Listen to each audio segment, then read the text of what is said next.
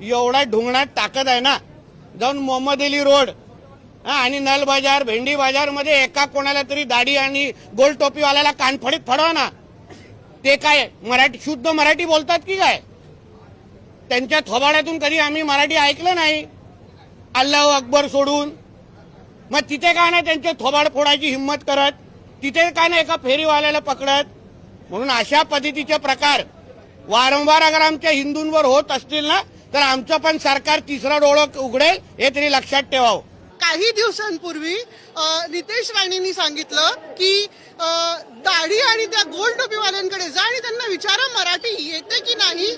तर त्याला उत्तर मी आज देऊ इच्छिते की मी त्याच दाढी आणि गोल टोपीवाल्या समाजाला बिलॉंग करते आणि आज तुमच्या समोर मराठीत बोलत आहे. माझ्या रक्तात मराठी आहे, माझ्या ओठांवर मराठी आहे आणि माझ्या मनात महाराष्ट्रासाठी प्रेम आहे.